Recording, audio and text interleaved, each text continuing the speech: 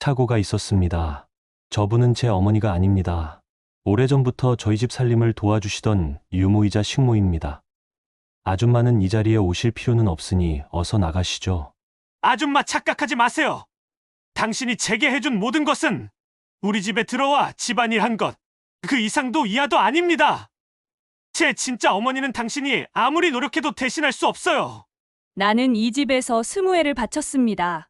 버려진 아내의 빈자리를 채우는 대용품이었고, 결국 아들에게는 돈을 받고 고용된 유모이자 식모였을 뿐이었네요. 단 한 번도 나는 이 집의 진짜 가족이었던 적이 없었군요. 제 이름은 박미애입니다.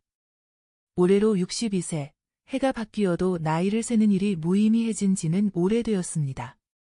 저는 지금 세상으로부터 완전히 고립된 채 희미한 햇살조차 사치인 좁은 방에서 홀로 지내고 있습니다. 사람들은 제게 어머니라는 호칭을 붙여주었지만 이제와 돌이켜보면 그것은 제게 허락된 가장 화려한 거짓말이었던 것 같습니다.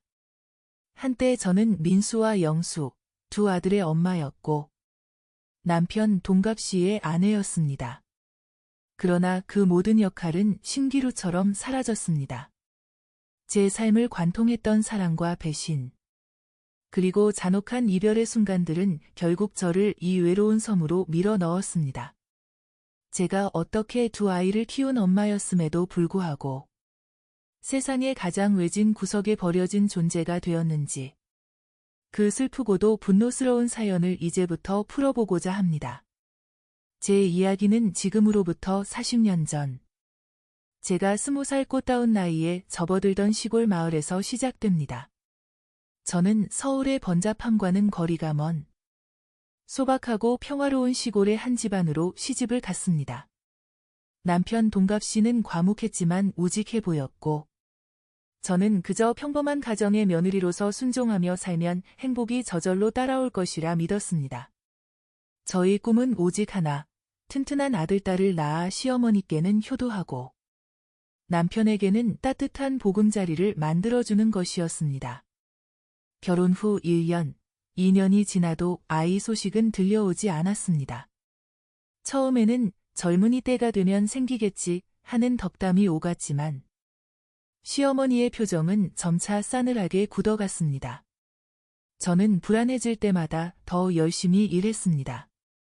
새벽잠을 설쳐가며 시어머니의 손발이 되어드렸고 집 안팎 살림에 제 모든 젊음을 갈아 넣었습니다. 저의 정성이 하늘에 닿기를 바라면서 말입니다. 하지만 시어머니는 제 노력을 보지 않으셨습니다. 오직 제 배가 부르지 않는다는 사실만이 중요했습니다. 식사 자리에서는 노골적인 비난이 이어졌습니다. 네 년이 복을 싹 걷어 차버린 거냐? 우리 집안 대가 너 하나 때문에 끊기게 생겼다. 그 모욕적인 말씀에도 저는 변명 한마디 할 수 없었습니다. 죄인처럼 고개를 숙이는 것 외에는 제게 허락된 행동이 없었습니다. 그 모든 비난의 순간에도 남편은 단 한 번도 저를 감싸주지 않았습니다. 그는 그저 밥상만 내려다볼 뿐 저의 존재는 없는 것처럼 침묵했습니다. 그 무책임한 침묵이 저를 더욱 깊은 외로움으로 몰아넣었습니다.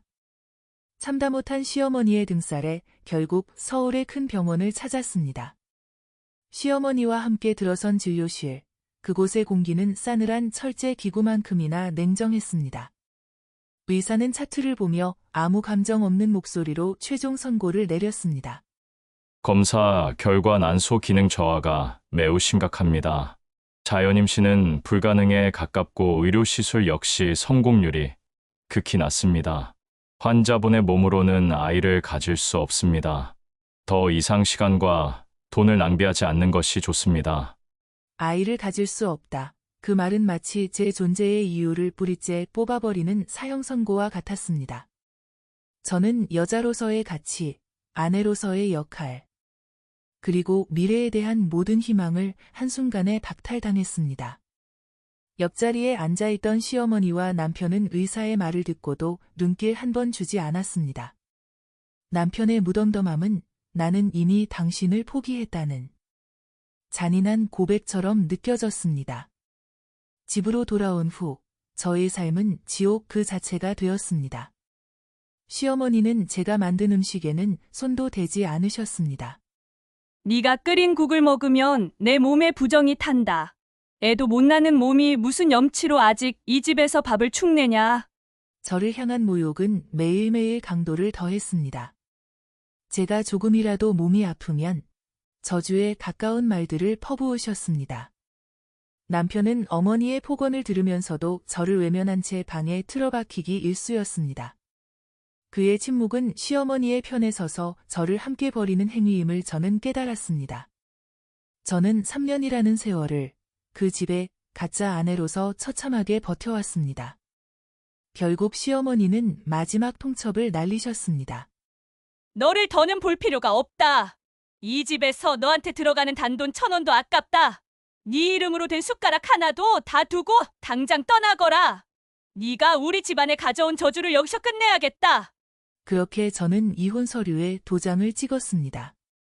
남편은 끝까지 제 얼굴을 보지 않았습니다. 3년간 저를 지탱했던 희망, 사랑받고 싶었던 욕망은 모두 산산조각 났습니다. 그 집을 나서던 순간 제 심장은 이미 얼음처럼 굳어버렸습니다. 제가 쫓겨나듯 집을 나선 것은 가장 추웠던 한겨울 새벽이었습니다. 얇은 겉옷 하나만을 걸친 채 제 손에는 아무것도 없었습니다. 시어머니가 친정에서 가져온 모든 것이 더럽다며 옷가지조차 챙기지 못하게 막으셨기 때문이었습니다. 영하를 밑도는 차가운 공기가 제 폐부를 찔렀지만 제 마음속의 고통에 비하면 아무것도 아니었습니다. 저는 눈발이 흩날리는 시골길을 하염없이 걸었습니다. 세상은 저를 아이를 갖지 못하는 결함 있는 여자, 쓸모없는 아내로 낙인 찍고 버렸습니다. 그 비참한 거리 위에서 저는 제 어머니의 얼굴을 떠올렸습니다. 저를 낳아주신 어머니에게마저 버려진 것처럼 느껴져 하염없이 눈물이 흘렀습니다. 하지만 그 눈물 속에서 저는 독하게 다짐했습니다. 이렇게 끝낼 수는 없다. 나는 악착같이 살아남아 나를 버린 모든 사람들에게 내가 틀리지 않았음을 증명하리라. 차가운 바람 속에서 저는 그렇게 첫 번째 인생을 마무리 짓고 차가운 도시의 불빛 속으로 뛰어들었습니다. 제게 남겨진 것은 굴욕적인 과거와 함께 다시는 버려지지 않겠다는 강렬한 생존 욕구뿐이었습니다. 이 지독한 고독이 훗날 제가 두 아이의 계모가 되는 길로 저를 이끌게 될 줄은 그때는 알지 못했습니다. 첫 번째 결혼에서 버려진 후 저는 도시의 거친 먼지 속에서 10여 년을 허겁지겁 살아냈습니다. 저에게 허락된 세상은 공장의 시끄러운 기계음과 기름때 묻은 작업복뿐이었습니다. 젊음과 희망을 모두 잃었지만 아이를 낳지 못한다는 이유로 버려진 결함 있는 여자라는 꼬리표를 떼기 위해 저는 스스로를 채찍질하며 버텼습니다. 가장 견디기 힘든 것은 굶주림이나 노동의 고통이 아니었습니다. 바로 외로움이었습니다. 저는 제 삶이 끝없는 쉼의 속으로 가라앉는 것처럼 느꼈습니다. 아무도 제 이름을 불러주지 않았고 제가 가진 것은 차가운 방 한 칸과 매일 밤 저를 짓누르는 고독뿐이었습니다. 어머니라는 단어가 마치 저와는 아무 상관없는 다른 세상의 이야기처럼 느껴졌습니다. 세월이 흘러 30을 훌쩍 넘긴 어느 날, 공장 동료의 소개로 한 남자를 만났습니다. 그가 바로 동갑 씨였습니다. 저보다 몇 살 위인 그는 가장이라는 무게를 짊어지고 있었지만 그의 눈빛은 깊은 슬픔을 감추고 있지 못했습니다. 동갑 씨는 저처럼 버려진 사람이었습니다. 그의 아내는 한국으로 돈을 벌러 온 중국인이었고 돈을 모으자마자 두 아들을 두고 중국으로 돌아가 소식이 끊겼다고 했습니다. 저는 그의 이야기 속에서 저의 과거를 보았습니다. 아이를 낳지 못해 버려진 저와 아이를 낳았지만 버려진 남편. 우리는 서로를 보듬어줄 사랑이 아니라 그저 이 지독한 외로움을 잠시라도 잊게 해줄 동반자가 필요했던 것입니다. 저는 아이를 낳을 수 없는 몸입니다. 그것 때문에 버려지기도 했습니다. 저는 숨기지 않고 제 과거의 흠결을 털어놓았습니다. 그러자 동갑 씨는 오히려 저를 안심시키려 했습니다. 괜찮습니다. 저는 이미 두 아들이 있습니다. 저는 그저 아이들에게 따뜻한 밥을 먹여주고 엄마의 빈자리를 채워줄 당신 같은 어른이 필요할 뿐입니다. 그의 말이 제 가슴을 울렸습니다. 저는 비록 제 핏줄은 아니지만 누군가에게 엄마라는 존재가 되어줄 수 있다는 사실에 구원받는 기분이었습니다. 제가 평생 채울 수 없었던 그 결핍을 이 집에서 채울 수 있을지도 모른다는 희미한 희망이 샘솟았습니다. 그렇게 저희는 서로의 상처에 기대어 조용히 재혼을 결심했습니다. 동갑 씨의 집은 남자가 홀로 살림을 꾸렸던 흔적이 역력했습니다. 그리고 그 집에는 민수와 영수, 두 아들이 있었습니다. 어린 영수는 낯설어하며 제 뒤로 숨었지만 중학생이 되어가던 큰아들 민수의 눈빛은 저를 향해 처음부터 칼날처럼 겨누어져 있었습니다. 그의 시선은 어린아이의 순수한 경계심이 아니었습니다. 그것은 생모를 잃은 아이가 새어머니에게 느끼는 뿌리 깊은 증오와 적대감이었습니다. 저는 민수의 눈빛 속에서 저를 향한 부정을 읽었습니다. 재혼 후 처음으로 온 가족이 함께 모인 저녁 식사 자리. 제가 끓인 된장찌개와 정성껏 만든 반찬들이 식탁 위에 놓여 있었지만 그 집안의 공기는 마치 한겨울처럼 싸늘하게 얼어붙어 있었습니다. 동갑 씨는 어색하게 미소를 지으며 아이들에게 저를 소개했습니다. 민수야, 영수야, 오늘부터 이분이 너희와 함께 살 새어머니다. 잘 모시도록 해라. 동갑 씨의 말이 끝나자마자 민수는 젓가락을 쨍그랑 소리가 나도록 상 위에 던지듯 내려놓았습니다. 그 충격적인 소리와 함께 민수는 제 눈을 똑바로 쳐다보며 제 심장을 꿰뚫는 비수를 날렸습니다. 아줌마. 그의 입에서 나온 호칭은 제가 기대했던 엄마가 아니었습니다. 저는 순간 심장이 멎는 듯한 고통을 느꼈습니다. 그리고 이어진 그의 다음 말은 제 영혼까지 산산조각 냈습니다. 아줌마. 우리 엄마 흉내 내지 마세요. 제가 평생을 갈망했던 어머니라는 존재가 이 아이에게는 그저 생모의 빈자리를 어설프게 채우려는 흉내에 불과하다는 잔인한 선고였습니다. 저는 제가 아이를 낳지 못해 버려진 몸이라는 사실을 이 아이의 입을 통해 다시 한번 확인했습니다. 이 아이에게 저는 영원히 가짜일 수밖에 없었습니다. 순간 격렬한 분노가 치밀어 올랐지만 저는 입술을 꽉 깨물고 스스로를 진정시켰습니다. 동갑 씨는 크게 노하여 자리에서 벌떡 일어섰습니다.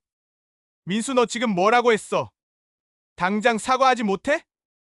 동갑 씨가 아들을 향해 손을 들었지만 저는 황급히 그의 팔을 붙잡았습니다. 아이의 눈에 고인 깊은 상처를 보았기 때문입니다. 그가 저를 거부하는 것은 저의 잘못이 아니라 떠나간 엄마를 향한 그리움과 세상에 대한 분노를 저에게 투사하는 것임을 저는 알았습니다.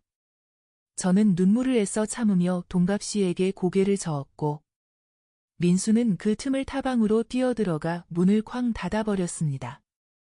그날 밤 저는 침대에 누워 천장만 바라보았습니다. 첫 번째 결혼해서 버려졌을 때 느꼈던 비참함과는 또 다른 심장을 도려내는 듯한 고통이었습니다. 저는 이 집에서 아내로서가 아니라 계모라는 굴레를 짊어지고 살아야 한다는 잔인한 숙명을 받아들여야 했습니다. 하지만 저는 무너지지 않았습니다. 저는 이 집의 진짜 엄마가 될 수는 없어도 누구보다 헌신적인 어른이 되어 이 아이들을 지켜내겠다고 독하게 다짐했습니다. 이 아이들을 키워내는 것으로서 제 인생의 실패와 결함을 만회하고 싶었습니다. 큰아들의 냉대 속에서도 저는 묵묵히 저의 자리를 지키며 살림을 이어갔습니다. 저를 향한 모욕과 멸시가 이 집의 일상이 될지라도 저는 결코 포기하지 않을 것이었습니다. 그것이 버려진 저에게 허락된 마지막 생존 방식이었기 때문입니다. 저는 묵묵히 이 집에 계모로 살았습니다. 큰아들 민수는 저를 향한 적대감을 거두지 않았지만 저는 제가 더욱 헌신하면 언젠가는 아이의 얼어붙은 마음이 녹을 것이라는 헛된 희망을 부여잡았습니다. 제가 이 집에서 버려지지 않기 위한 유일한 생존 방식이었습니다.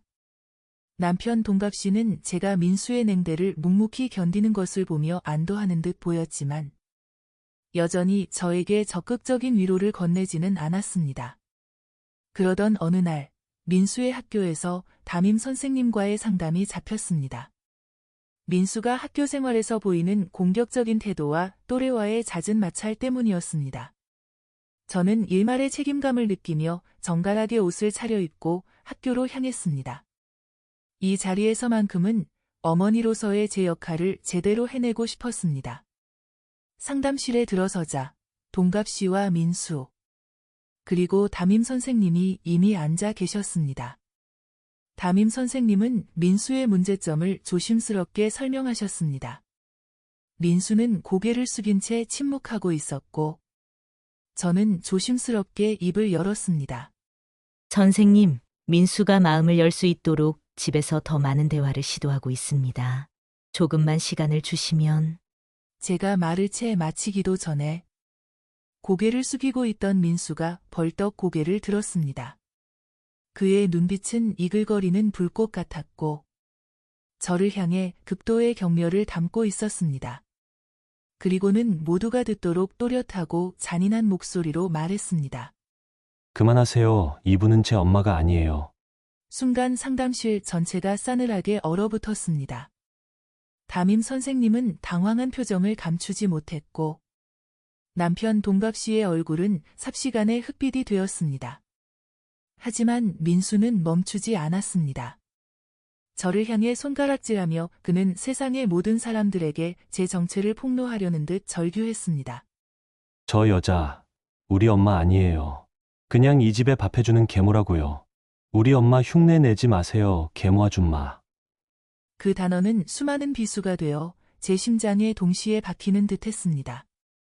그 아이의 입에서 튀어나온 그 단어는 저의 모든 헌신을 조롱하고 제가 이 집에서 필사적으로 지켜내려 했던 엄마라는 이름의 허울마저 완전히 찢어버렸습니다. 제가 이 세상에서 가장 듣고 싶지 않았던 그리고 가장 두려워했던 호칭이었습니다. 공개적인 자리에서 아이라고 믿고 키워온 아이에게 존재 자체를 부정당하는 고통은 첫 번째 남편에게 버려졌을 때보다 더 깊은 영혼의 파괴였습니다. 담임 선생님이 서둘러 민수를 밖으로 내보내고 상담은 그렇게 파행으로 끝이 났습니다. 집으로 돌아오는 길 내내 차 안은 무덤처럼 조용했습니다. 문을 열고 들어서자마자 남편 동갑 씨가 폭발했습니다. 이 버릇없는 놈! 네가 나에게까지 모욕을 주다니! 동갑 씨는 흥분을 참지 못하고 민수를 향해 달려들었습니다. 그리고는 그의 삐암을 올려붙이려는 듯 손을 치켜들었습니다. 이대로 두면 큰일이 날 것 같았습니다. 제가 지난 세월 동안 견뎌왔던 모욕보다 이 상황이 가정이라는 울타리를 산산조각 낼 것 같았습니다. 저는 반사적으로 몸을 던져 동갑 씨의 팔을 붙잡았습니다. 여보, 그만하세요. 애를 때리지 마세요. 제가 그를 말리자 동갑 씨는 분노를 주체하지 못하고 저를 뿌리쳤습니다. 당신은 또 왜 말려? 당신이 헌신하는데 저렇게 모욕을 주는데도 가만히 있으란 말이야? 그는 저를 향해서도 소리를 질렀습니다. 저는 맞은편 방에서 숨죽이고 있을 작은 아들 영수가 이 모습을 보거나 들을까 두려웠습니다. 저는 민수를 때리려는 남편의 팔을 끝까지 붙잡고는 고개를 저었습니다. 그날 저녁 민수는 자신의 방에서 나오지 않았고 동갑 씨는 술에 취해 거실에서 잠들었습니다. 저는 다시 한번 홀로 남겨진 듯한 깊은 절망감에 휩싸였습니다. 제가 이 집에서 존재해야 할 이유가 과연 무엇인지 모든 것이 의문으로 변했습니다. 깊은 밤, 저는 거실 구석에서 차가워진 무릎을 안고 앉아 있었습니다. 그때 방에서 조용히 걸어 나온 작은 발소리가 들렸습니다. 초등학교 저학년이었던 작은 아들 영수였습니다. 영수는 제가 있는 곳으로 조심스럽게 다가와 우두커니 서 있었습니다. 그의 작은 어깨가 떨리고 있었고 눈은 이미 눈물로 범벅이 되어 있었습니다. 영수는 떨리는 목소리로 저를 불렀습니다. 엄마, 그 아이의 입에서 나오는 엄마라는 단어는 큰아들이 던진 계모라는 비수와는 완전히 다른 생명을 불어넣는 따뜻한 주문이었습니다. 영수는 망설이다가 결국 저에게 달려와 제 품에 안겼습니다.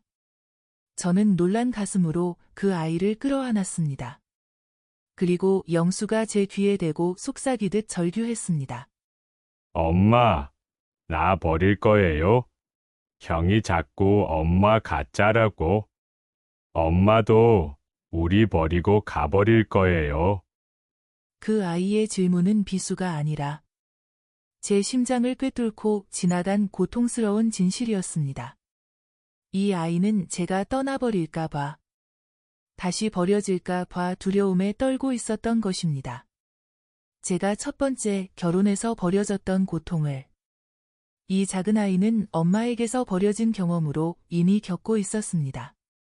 저는 그 아이의 떨리는 작은 몸을 더욱 세게 끌어안았습니다. 제 품 안에 안긴 아이의 무게, 그 따뜻함이 저를 이 세상에 단단히 붙잡아두는 다이 되어 주었습니다. 아니다, 영수야. 엄마는 너를 절대 버리지 않아. 무슨 일이 있어도 엄마는 너를 지켜줄 거야. 저는 영수의 머리를 쓰다듬으며 조용히 다짐했습니다. 이 아이의 순수한 사랑이 이 세상에서 저를 버티게 하는 유일한 이유가 될 것임을 깨달았습니다. 큰아들에게서 받은 상처는 지울 수 없었지만 작은아들의 품에서 저는 비로소 진정한 어머니로서의 존재 이유를 발견했습니다. 이 아이만큼은 제가 목숨을 걸고 지켜낼 것이었습니다. 그것이 계모인 저에게 주어진 가장 고귀하고 처절한 사명이었습니다. 작은아들 영수의 떨리는 품에 안겨 엄마라는 제 존재의 이유를 확인했던 그 밤 이후로 제 삶은 오직 영수를 지키겠다는 처절한 사명으로 채워졌습니다. 큰아들 민수가 저에게 던진 계모라는 상처는 아물지 않았지만 저는 이제 그 상처를 영수를 향한 헌신으로 덮어버릴 수 있게 되었습니다. 세월은 빠르게 흘러갔습니다. 제가 새벽부터 밤늦게까지 뒷바라지한 덕분에 두 아들은 모두 번듯한 대학을 졸업하고 사회인이 되었습니다. 큰아들 민수는 대기업은 아니었지만 남들이 부러워할 만한 중견기업에 취직하여 넥타이를 메고 출퇴근하는 회사원의 탈을 갖게 되었습니다. 작은아들 영수 역시 성실하게 자신의 길을 닦아가고 있었습니다. 겉으로 보기에는 남편 동갑 씨와 제가 헌신으로 일구어낸 평범하고 행복한 가정이 완성된 듯 보였습니다. 하지만 가정의 속내는 여전히 싸늘했습니다. 민수는 성인이 되어서도 저를 어머니로 대우하지 않았습니다. 그는 저를 마치 집에 고용된 식모나 파출부처럼 취급했습니다. 아침 식사 자리에서 제가 국그릇을 놓으면 그는 고맙다는 말 한마디 없이 신문만 내려다볼 뿐이었습니다. 퇴근하고 돌아와 제가 빨아놓은 옷을 발견해도 그가 내뱉는 말은 이 옷, 세탁 잘못해서 줄어든 거 아니겠지? 와 같은 차가운 불신뿐이었습니다. 그의 눈빛은 여전히 제가 이 집에 얹어 사는 가짜임을 각인시키려는 듯 냉담했습니다. 반면 작은아들 영수는 회사에 다니면서도 매번 저에게 전화를 걸어 엄마 오늘 무릎은 괜찮으세요? 제가 오늘 일찍 들어가서 설거지 할게요. 라며 살뜰히 저를 챙겼습니다. 때로는 제 손을 붙잡고 엄마, 이제 일 좀 그만하고 건강 먼저 챙기세요. 라며 용돈 봉투를 건네기도 했습니다. 그 아이의 작은 정성과 따뜻한 말 한마디가 저에게는 세상의 모든 위로보다 값진 보물이었습니다. 저는 민수에게 받은 상처를 영수의 사랑으로 메꾸며 그래도 이 아이라도 얻었으니 내 인생은 실패가 아니다라고 스스로를 위로하곤 했습니다.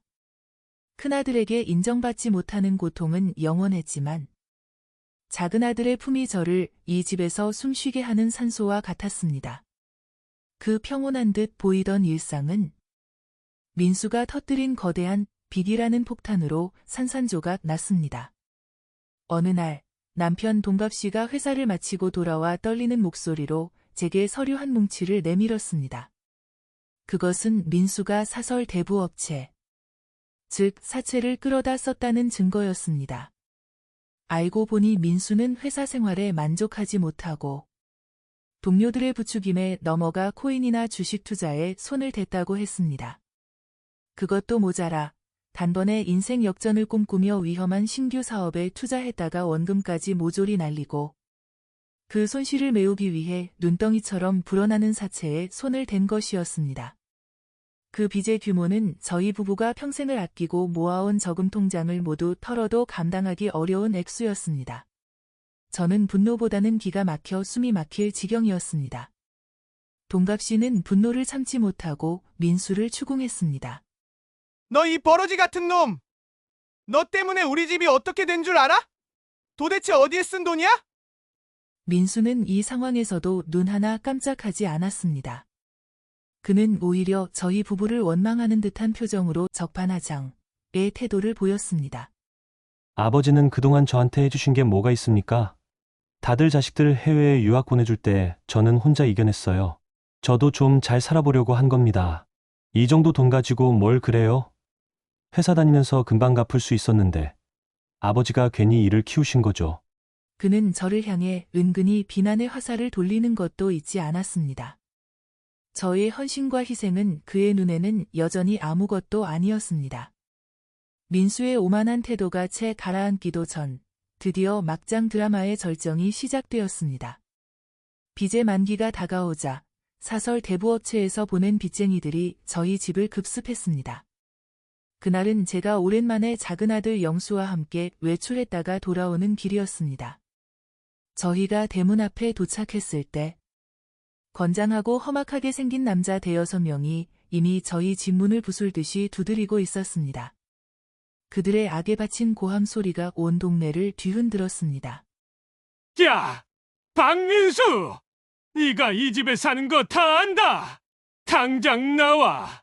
피 같은 돈 떼먹고 도망치려 하지 마! 동네 사람들이 문 밖으로 나와 저희 집을 쳐다보기 시작했습니다. 저는 수치심에 얼굴을 들 수 없었지만 빚쟁이들은 저를 보자마자 달려들었습니다. 거라! 이년이 애미로군! 네 아들이 돈을 떼먹었으면 또 네가 책임을 져야 할 거 아냐! 네가 아들 교육을 어떻게 시켰길래!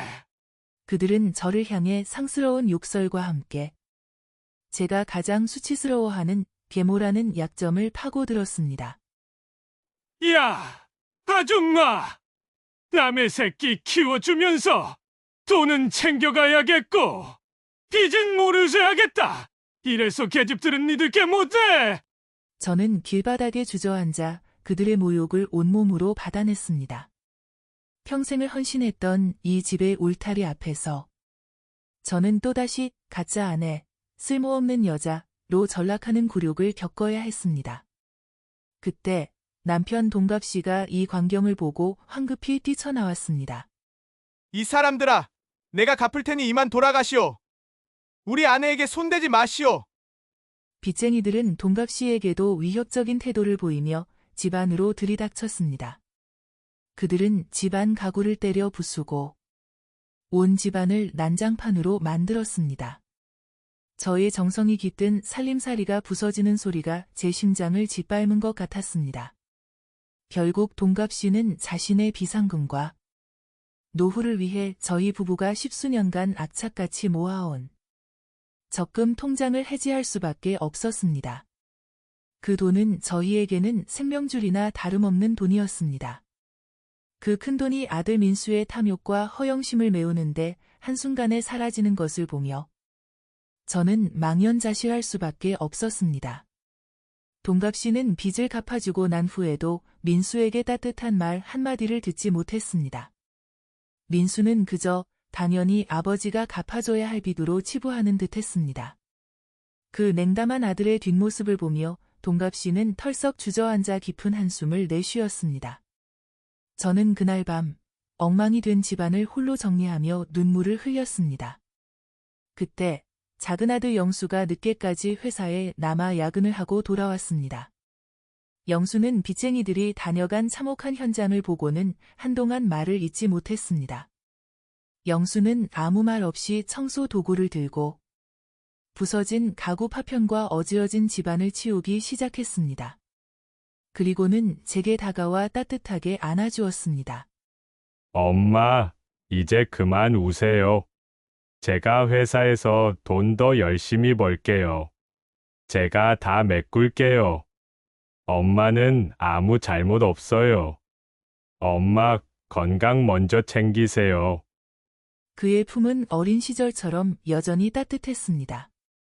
민수에게 받은 상처와 빚더미가 저를 짓눌렀지만 영수의 이 말 한마디가 저에게는 다시 살아갈 힘을 주었습니다.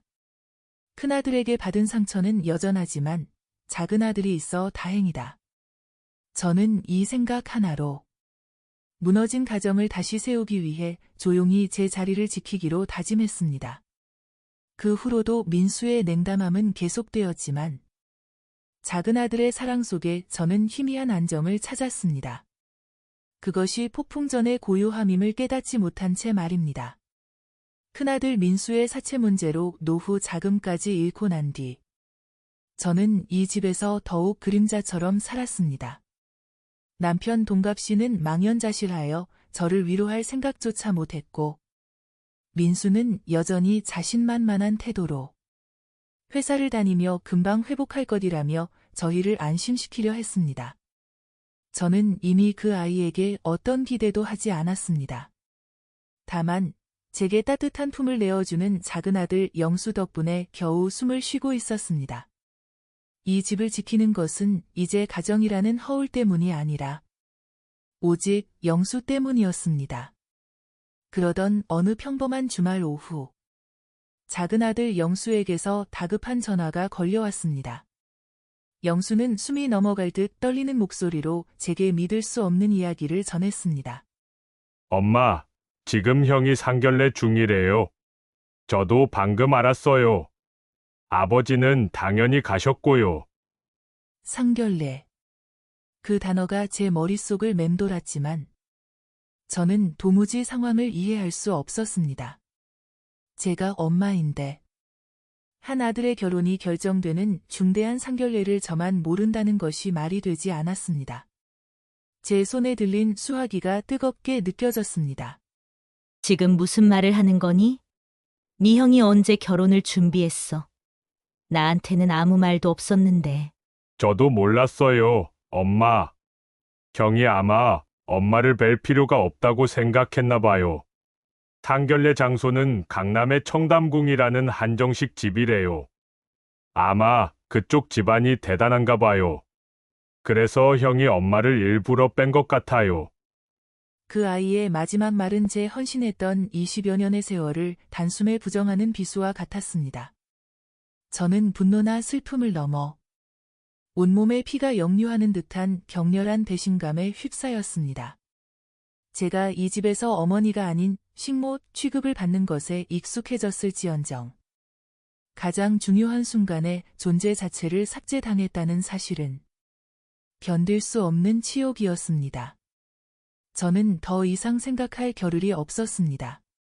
이대로 가만히 있으면 저는 이 집에서 완전히 지워진 존재가 될 것이었습니다. 저는 외출복으로 갈아입을 여유도 없이 그저 허름한 평상복 차림 그대로 택시를 잡아 타고 청담궁으로 향했습니다. 택시 안에서 저는 스스로에게 되뇌었습니다. 내가 이 집에서 평생을 헌신했다. 나는 버려진 여자가 아니다. 어머니로서 당당히 내 존재를 증명해야 한다.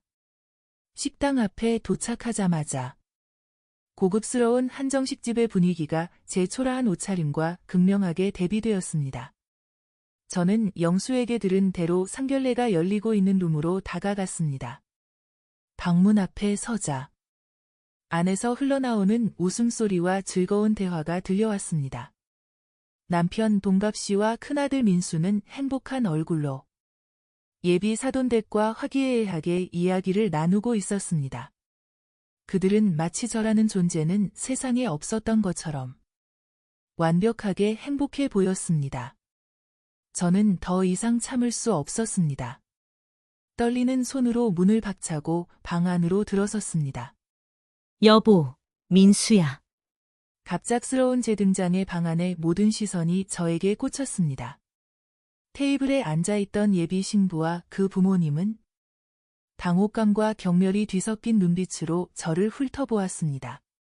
남편 동갑 씨는 세상이 무너진 듯한 표정으로 저를 바라보았고, 큰아들 민수는 놀라 얼어붙은 채 입을 다물지 못했습니다. 가장 먼저 정신을 차린 것은 남편 동갑 씨였습니다. 하지만 그는 저를 환영하거나 상황을 수습하려 하지 않았습니다. 그는 저를 향해 질책하듯 귓속말로 속삭였습니다. 당신, 여기서 뭐 하는 짓이야? 당장 나가. 내일부터 영영 얼굴 안 볼 셈이오. 저는 남편의 비겁함에 치가 떨렸습니다. 그는 지금껏 제가 민수에게 모욕당하는 모든 순간에 침묵으로 일관했습니다. 이제는 자신의 명예를 지키기 위해 저를 다시 한번 버리려 하고 있었습니다. 여보, 지금 저보고 나가라는 거예요? 내가 엄마잖아요. 내가 왜 이 자리에 있으면 안 되는 건데요? 왜 나만 모른 채 상견례를 진행했어요? 제가 떨리는 목소리로 다그쳤습니다. 동갑 씨는 예비 사돈댁의 시선 때문에 얼굴을 붉혔고, 그 순간 민수가 상황을 수습하기 위해 자리에서 일어섰습니다. 민수는 저에게 다가왔지만 그의 얼굴에는 저를 걱정하는 기색이 단 한 점도 없었습니다. 오히려 이 상황을 수습해야 한다는 짜증과 분노로 가득 차 있었습니다. 그는 저의 손을 붙잡으려 했지만 저는 차갑게 그 손을 뿌리쳤습니다. 그리고 민수는 예비 사돈댁을 향해 머뭇거림 없이 제가 평생 들어온 모든 모욕 중 가장 잔인한 말을 던졌습니다. 장모님, 장인어른, 죄송합니다. 저분은 오래전부터 저희 집 살림을 도와주시던 유모이자 식모입니다. 아마 제가 결혼하는 것이 기뻐서 오신 것 같습니다. 어서 나가시죠, 아줌마. 유모이자 식모, 그 한마디에 제 온 세상이 무너져 내렸습니다. 제가 20해를 바쳐 기른 아들은 저의 존재 자체를 돈을 받고 고용된 하인으로 정의했습니다. 저는 이 집의 아내도 어머니도 심지어 가족 구성원도 아니었습니다. 그저 잠시 그의 아버지를 대신해 밥을 해주고 빨래를 해준 고용인이었을 뿐이었습니다. 제 눈에서는 뜨거운 눈물이 쏟아졌지만 더 이상 슬프지 않았습니다. 저는 영혼까지 탈탈 털려 텅 비어버린 느낌이었습니다. 20년의 헌신, 2번의 결혼 실패, 아이를 낳지 못한다는 굴레, 모든 것이 저를 짓밟고 지나갔습니다. 바로 그 순간 영수가 룸으로 뛰어들어왔습니다. 그는 상황을 짐작한 듯 민수를 향해 분노로 가득 찬 목소리로 소리쳤습니다. 형, 그만해. 지금 무슨 말을 하는 거야? 영수는 제가 민수의 손에 의해 밖으로 끌려나가려는 찰나 저를 대신해 민수의 앞을 가로막았습니다. 어르신들 죄송합니다. 형의 말은 거짓말입니다. 이분은 저희 형제를 키워주신 진짜 어머니입니다. 형이 엄마를 이런 식으로 모욕할 권리는 없습니다. 영수의 진심 어린 외침은 민수의 완벽한 거짓말을 폭로했습니다. 그러나 이미 상견례장의 분위기는 수습할 수 없을 정도로 파국이었습니다. 예비 신부의 어머니는 경악을 금치 못하며 고개를 저었고 아버지는 분노에 가득 차 테이블을 박차고 일어섰습니다. 이런 기만적인 집안과는 사돈을 맺을 수 없습니다. 우리 집안을 더 이상 모욕하지 마십시오. 그렇게 예비 사돈댁은 짐을 챙겨 상견례장을 떠났습니다. 민수는 자신의 결혼이 파토난 것에 대한 분노를 영수와 저에게 돌렸지만 저는 더 이상 그의 얼굴을 쳐다보지도 않았습니다. 파국이 끝난 후 저는 남편 동갑 씨와 단둘이 마주 섰습니다. 그는 여전히 상황을 수습하려 했지만 저는 단호한 눈빛으로 그를 응시했습니다. 여보, 저는 당신에게 버려진 중국인 아내의 대용품이었고, 민수에게는 종보다 못한 식모였습니다. 당신은 제가 이 모든 치욕을 겪는 동안 단 한 번도 저희 편에 서지 않았어요. 당신에게 저는 그저 공짜로 살림을 해주는 하인일 뿐이었네요. 저는 이 집에서 더 이상 제가 존재해야 할 이유를 찾지 못했습니다. 저는 가슴 깊이 응어리졌던 모든 감정을 담아 마지막 말을 던졌습니다. 저는 이 집에서 종보다 못한 취급을 받았어요. 저는 이제 제 인생을 살겠습니다. 당신과 당신 아들들을 위해 살았던 제2의 인생은 오늘부로 끝입니다. 저는 그 어떤 짐도 챙기지 않은 채 빈손으로 그 집을 나섰습니다. 현관문을 닫고 나오자마자 한겨울의 차가운 밤바람이 제 뺨을 때렸습니다. 40년 전 첫 번째 결혼해서 쫓겨났을 때와 똑같은 야른 겉옷 하나 걸치고 거리 위를 걷는 저였습니다. 눈물은 이미 말랐지만 한숨은 끊이지 않았습니다. 저는 홀로 모든 것을 짊어진 채 걸었고 문득 저의 친어머니의 얼굴을 떠올리며 하늘을 올려다보았습니다. 그때 뒤에서 다급한 발소리가 들려왔습니다. 엄마, 가지 마세요. 뒤돌아보니 작은 아들 영수가 저를 쫓아 달려오고 있었습니다. 영수는 제 앞에 서서 눈물을 펑펑 쏟아내며 제 손을 붙잡았습니다. 엄마, 이제 그만 돌아가요. 저 있어요. 저라도 엄마 옆에서 평생 지켜드릴게요. 제가 있으니 제발 혼자 가지 마세요. 영수의 떨리는 손을 잡았을 때 저는 비로소 깨달았습니다. 저는 버려진 여자로 시작했지만 사랑하는 아들에게 인정받은 어머니로 끝을 맺었습니다. 민수와 동갑 씨는 저를 떠났지만 영수라는 진정한 가족이 제 곁에 남아주었습니다. 저는 차가운 밤바람 속에서 20년 만에 처음으로 억지로 짓는 미소가 아닌 진심으로 희미하게 미소 지었습니다. 그래, 영수야. 네가 있구나. 나 이제 정말 괜찮아. 저는 비로소 스스로의 힘으로 이 모든 고통과 모욕을 털고 일어설 수 있게 되었습니다. 저는 더 이상 아내로서, 계모로서 헌신할 필요가 없었습니다. 저는 이제 박미애, 그 자체로 온전한 한 인간이었습니다. 영수의 따뜻한 손을 잡고 저는 새로운 삶을 향한 첫걸음을 내디뎠습니다. 영수가 곁에 있으니 저는 이제 혼자가 아니었습니다. 그 사실 하나만으로 제 인생의 겨울은 끝났습니다. 이번 사연도 재미있게 들으셨다면 구독과 좋아요 부탁드립니다.